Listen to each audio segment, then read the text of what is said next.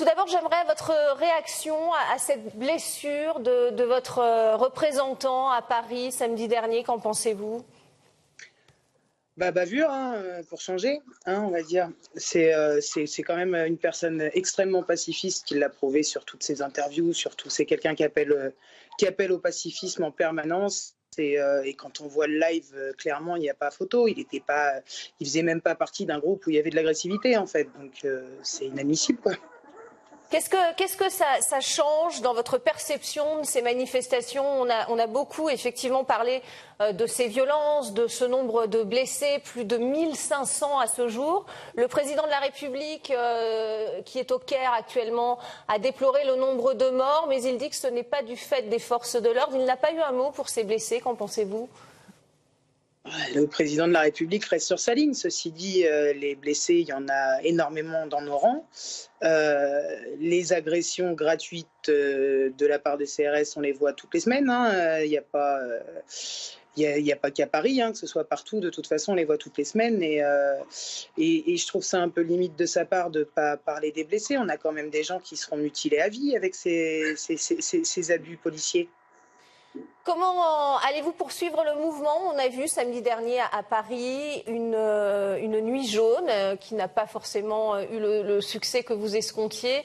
Est-ce que ce mouvement va se poursuivre avec les manifestations et avec ces nuits jaunes ou pas ? Alors, le mouvement va se poursuivre, oui, de toute façon. On n'est pas du tout arrivé à nos buts, donc forcément ça va se poursuivre. Maintenant, avec tout ce qui se passe, moi j'ai un peu peur que ça tourne un peu plus radical, un peu plus violent. C'est compliqué de contenir les gens quand ils voient qu'il y a des gens qui sont mutilés gratuitement. Il est très compliqué, même pour les plus pacifistes. Moi, ça fait 2 mois que je me bats aux côtés d'énormément de monde. Même ceux qui étaient les plus pacifistes il y a 2 mois commencent à en avoir un peu marre, en fait. Mais vous pensez que cette blessure, justement, va envenimer les choses à venir ? J'en ai bien peur, oui. J'en ai bien peur.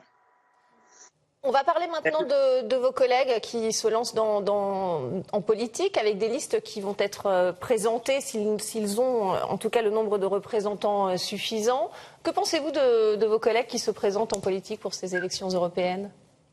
Alors moi, je pense qu'ils se sont perdus complètement, en fait. Ils ont oublié le sens du mouvement. On n'est pas des politiciens, on n'est pas là pour faire de la politique.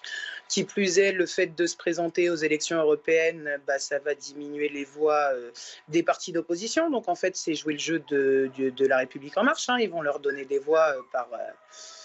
Du fait qu'ils vont en prendre ailleurs, La République En Marche aura plus de voix. Donc pour moi, c'est inadmissible et c'est pas des gens qui représentent ni qui font partie du mouvement à mes yeux. Merci beaucoup Tiffaine van der Stein d'avoir répondu à nos questions. On va rejoindre tout de suite juste